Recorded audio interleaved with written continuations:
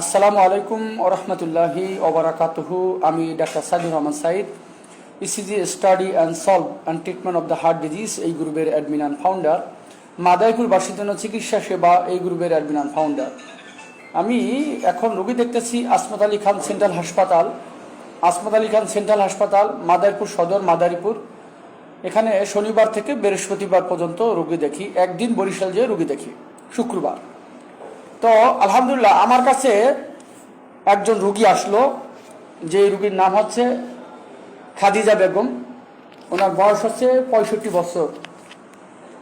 এই রুগীর কমপ্লেইন হলো যে হঠাৎ করে সেই রুগী সকালবেলা ঘুম থেকে ওঠার পর যে পান খাইতে যাওয়ার সময় তার ডাইন হাত দিয়ে আর পান খাইতে পারে না, এবং হাত ঝিঝি দিতে দিতে রুগীর ভাষ্যমতে যে পুরো অবশ হয়ে যায় এবং ডাইন হাত ডাইন পা নড়াইতে পারে না। পরে আমি আমার মাদারীপুরের বাসার পাশেই বাজারে গেছিলাম। ওনারা আমার মোবাইল অনেকবার ফোন দিছে, কিন্তু ফোন পিক আপ না করার কারণে ওনার পরিচিত এক লোক, ওনার নাম হচ্ছে টুক্কু কাজী ভাই। উনি আমাদের যে মাদারীপুর যে কোর্ট রয়েছে সেই কোর্টে চাকরি করে।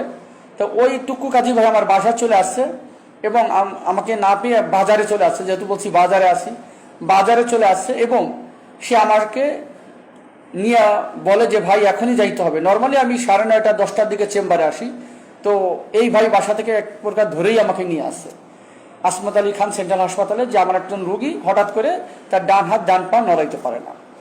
তো রুগীটা আমি দেখলাম তার প্রেশার অনেক আগে থেকেই হাইপার টেনশন ছিল, উচ্চ রক্তচাপ ছিল। তো এই রুগীর প্রেশার 200, এই রুগীর প্রেশার ছিল 155/100, এরকম প্রেশার ছিল।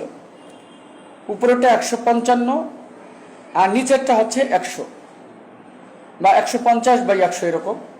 তো এই রুগী, তখন আমি তো বুঝতি যে রুগীর অবশ্যই, এবং রুগীর কথাটা বাঁচতেছে, রুগীর কথা জড়াই যাচ্ছে, মাউথ ডেভিয়েশন আছে। তখন আমি দ্রুত বললাম যে ভাই এই রুগীর অবশ্যই একটা সিটি স্ক্যান করা দরকার, সিটি স্ক্যান ছাড়া আমরা রোগ ডায়াগনোসিস করতে পারবো না। তখন রুগী আমার পরামর্শে শেরেবাংলার সামনেই তারা নিয়ে গেল এবং তারা সিটি স্ক্যান করলো। সিটি স্ক্যান করার পরে আমার কাছে চলে আসলো। এখানে কাহিনী একটা ঘটনা ঘটছে। সাধারণত যেটা হয় অনেক সময়, যে ওই বরিশাল যাওয়ার পর দালালের মাধ্যমে সে পড়ে যায়। তো সিটি স্ক্যান করার পরে তারা আবার দালালের পরামর্শে আর একটা জায়গায় একজন ডাক্তারকে দেখায়। যে আসলে টুকু কাজী ভাই লাইনে আছে, তাকে ধন্যবাদ। যে সেই রুগী টুকু কাজী ভাই, আপনাকে ধন্যবাদ যে আপনি যথাসময় এই রুগীটাকে আমার কাছে নিয়ে আসছিলেন। এবং এই রুগী তখন তারা আর একজন ডাক্তারকে দেখায়, যে বলে যে 10 দিনের ওষুধ দিলাম, ফিজিওথেরাপি দিতে হবে আর ওষুধ খাইতে হবে, বাসায় চলে যান। অথচ এই রুগীর মাথার ভিতরে রক্তক্ষরণ হয়েছে, যেটাকে আমরা হ্যামোরজিক স্ট্রোক বলি বা বড় স্ট্রোক, আপনাদের ভাষায় বড় স্ট্রোক।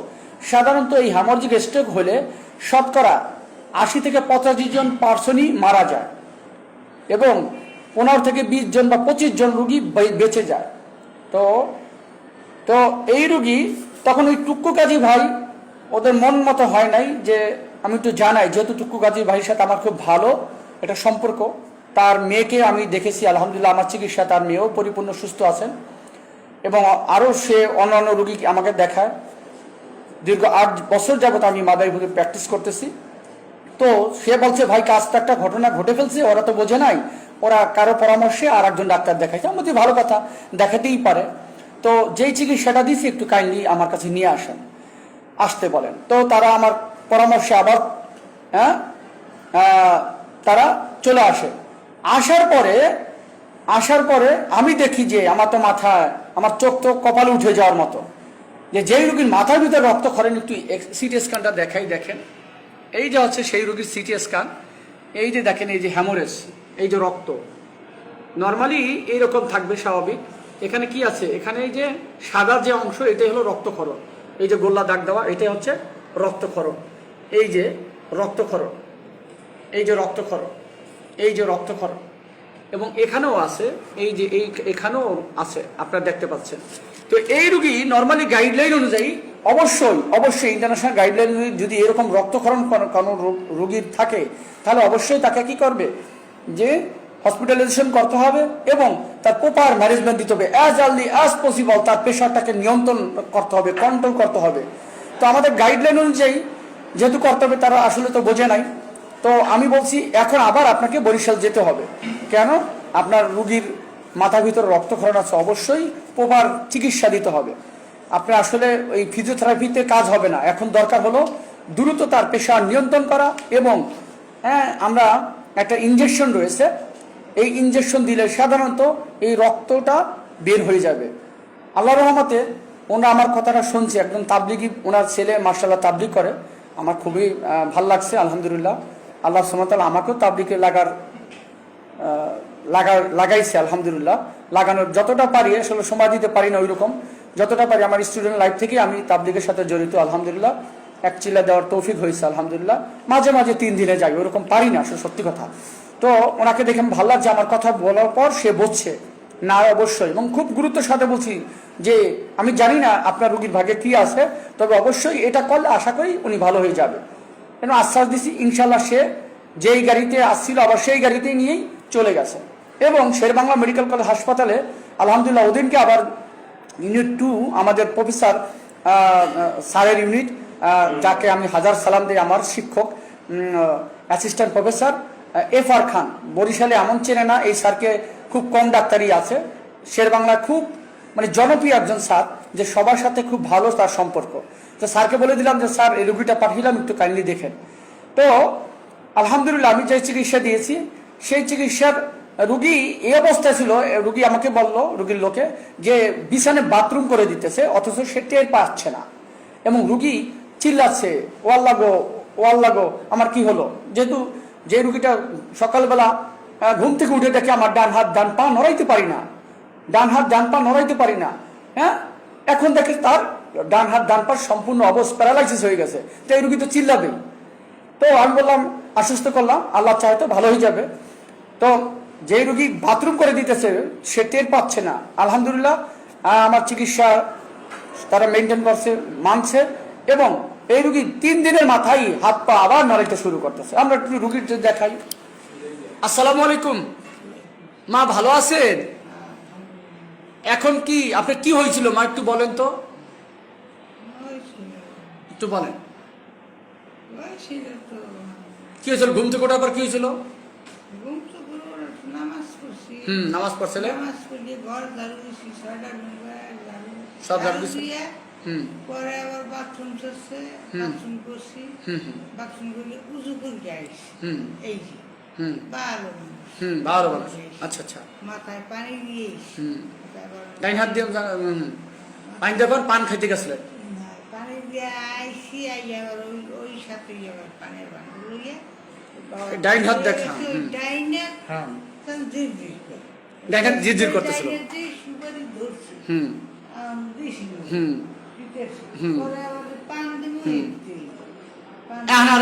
এই যে এখন যেরকম নড়াচ্ছেন, নড়াইতে পারতেছেন না, তাই না? হ্যাঁ, ডাইন হাত দেখেন সব বন্ধুরা, দর্শক বন্ধু সকলেই দেখেন, আলহামদুলিল্লাহ তার ডান হাত কিন্তু নড়াইতে পারতেছে এখন। জি, নড়াইতে না পারার কারণে ও আল্লাহ কি হইলো, আল্লাহ কি পড়ে গেছে, বড় হাতে পড়েও গেছে, বসতে পারে না। জি, তারপর আচ্ছা, তারপর ডাইন হাত ডাইন পা নড়াইতে পারেন নাই এবং পড়ে গেছেন, বসা থেকে পড়ে গেছেন। তো এখন কি আপনার ডাইন হাত ডাইন পা নড়াইতে পারেন? দেখি, আলহামদুলিল্লাহ। দেখি হাতটা জায়গায় 2 হাত দেখান তো, 2 হাত, মাশাআল্লাহ আলহামদুলিল্লাহ। দেখেন সকলেই তার 2 হাত 2 হাত। এবং হাতটির জানতে একটু দাঁড়ান তো, মাশাআল্লাহ মাশাআল্লাহ। এই যে দেখেন আলহামদুলিল্লাহ, সে যেই রুগী দাঁড়াইতে পারে নাই, আল্লাহর রহমতে, এদিকে আসেন, এদিকে আসেন, এদিকে আসেন, আলহামদুলিল্লাহ এখন সে হাঁটতেছে আলহামদুলিল্লাহ। তো আল্লাহর কাছে লাখ লাখ শুকরিয়া যে আসলে এই লাইভটা করার উদ্দেশ্য হচ্ছে, আপনাদের যদি এইরকম কোনো সমস্যা হয়, যে হঠাৎ করে কোনো সাইড যদি অবশ হয়ে যায়, প্যারালাইজ হয়ে যায়, দেরি করবেন না। আপনি যত দেরি করবেন তত আপনার মাথার মাথার যে সেলগুলো আছে এই সেলগুলো ক্ষতি হয়ে যাবে, সেলগুলো ড্যামেজ হয়ে যাবে, নষ্ট হয়ে যাবে। আপনাকে দ্রুত অ্যাজ আর্লি অ্যাজ পসিবল আপনি যে কোনো রেজিস্টার চিকিৎসকের কাছে যাবেন, অথবা মেডিকেল কলেজ হাসপাতালে যাবেন, অথবা এমন ডাক্তারের কাছে যাবেন যারা এইটা চিকিৎসা করে। যে কোনো নিউরো মেডিসিন চিকিৎসকের কাছে গেলে ইনশাআল্লাহ তারা খুব দ্রুত, যদি নিউরো মেডিসিন ডাক্তার না পান সমস্যা নাই, আপনি যে কোনো এমবিবিএস রেজিস্টার চিকিৎসকের কাছে গেলেও সে আপনাকে দ্রুত ব্যবস্থা নিয়ে আপনাকে যথা জায়গায় রেফার করে দিবে। আপনি যদি দেরি করেন তাইলে কিন্তু আপনি কিন্তু ভালো হবেন না। তো আলহামদুলিল্লাহ মাত্র 4 দিনের চিকিৎসা রুগীর হাত পা সম্পূর্ণভাবে সে নড়াইতে পারছে এবং সে চলাফেরা করতে পারছে। যেই রুগী বাথরুমে বেডে করে দিত, প্রস্রাব পায়খানা করে দিত, টের পাইতো না। হ্যাঁ হ্যাঁ কি হয়েছিল 2 দিন পর্যন্ত? 2 দিন দিয়ে বলতে পারেন নাই বাথরুম হইতেছে কিন্তু টের পান না, তাই না? 2 দিন টের পান নাই। তা আল্লাহর রহমতে এখন তো আল্লাহ মুক্তি দিছে। তো আলহামদুলিল্লাহ আজকে ওনার প্রেশার আমি মাপলাম, ওনার প্রেশার একেবারে স্বাভাবিক হয়ে গেছে। দেখেন ওনার প্রেশার মাত্র 120/80, অথচ এই রোগীর প্রেশার ছিল 150/100, 150/100। এবং এই যে দেখেন তার হ্যামোরজিক স্ট্রোকের যে আমরা সিটি স্ক্যান করছিলাম আমাদের স্যারদের দিয়ে, সেই এই যে হ্যামাটোমা ইন লেফট, হ্যাঁ এই যে দেখেন এই যে হ্যামোরজিক স্ট্রোক যেটা আমরা সিটি স্ক্যান আমরা দেখাইছি। তো আলহামদুলিল্লাহ তো রোগী আল্লাহর রহমতে এখন কিন্তু সুস্থ, হাঁটতে পারতেছে, কথা বলতেছে, 2 হাতি 2 পা নাড়াইতে পারতেছে। তার মানে হচ্ছে যথাসময় যথা চিকিৎসা নিলে রোগী কিন্তু প্রপারলি সুস্থ হবে। মাত্র 4 দিনে হ্যামোরজিক স্ট্রোক রোগী সম্পূর্ণ সুস্থ আলহামদুলিল্লাহ। তো এই জন্য আপনারা অবশ্যই যদি স্ট্রোকের কোনো লক্ষণ দেখা দেয়, স্ট্রোকের লক্ষণ হচ্ছে কি, হঠাৎ করে মুখটা বাঁকায় যেতে পারে, হঠাৎ করে আপনি কথা বলতে না পারেন, হঠাৎ করে অজ্ঞান হয়ে যেতে পারেন, হঠাৎ করে যে কোনো একটা সাইড উইকনেস হয়ে যেতে পারেন, হ্যাঁ যে কোনো একটা সাইড উইকনেস হয়ে যেতে পারে, অবশ হয়ে যেতে পারে। হ্যাঁ এইগুলি লক্ষণ দেখালে কোনো যদি ডিরেকশন দেওয়া হয় যে আপনি ডান হাত জাগান বা বাম হাত জাগান, এরকম সে ডিরেকশন মানতে পারে না, ডান হাত চেষ্টা করলেও জাগাইতে পারবে না, বা যেই হাত জাগাইতে বলবো সেই হাত চেষ্টা করলে জাগাইতে পারবে না। যদি এই লক্ষণ দেয় তাহলেই অবশ্যই দ্রুত ব্যবস্থা নেবেন, তাহলেই কিন্তু আপনার রোগী দ্রুত সুস্থ হওয়ার সম্ভাবনা থাকবে, আদারস কিন্তু রোগী কিন্তু খারাপ হয়ে যাবে। আশা করি এই ভিডিও থেকে আপনারা সচেতন হবেন এবং অনেক মানুষকে সচেতন করবেন। ভালো থাকবেন সকলে। আল্লাহ সুবহানাহু ওয়া তাআলা আমার রোগীকে পরিপূর্ণ সুস্থতা দান করুক, আপনারা তার জন্য দোয়া করবেন। আমিও আমার মার জন্য দোয়া করি, আল্লাহ সুবহানাহু ওয়া তাআলা তাকে পরিপূর্ণ সুস্থতা দান করুক। আর যাদের উচ্চ রক্তচাপ রয়েছেন, যাদের হার্টে প্রবলেম রয়েছেন, তারা আমার কাছ থেকে চিকিৎসা নিতে পারে। হ্যাঁ আল্লাহর রহমতে সর্বোচ্চ হলে 2 থেকে 3 সপ্তাহের মধ্যেই আপনার প্রেশার নিয়ন্ত্রণ হয়ে যাবে। যেমন এই রোগীর আজকে প্রেশার 120/80, অথচ এই রোগীর প্রেশার ছিল 155/100।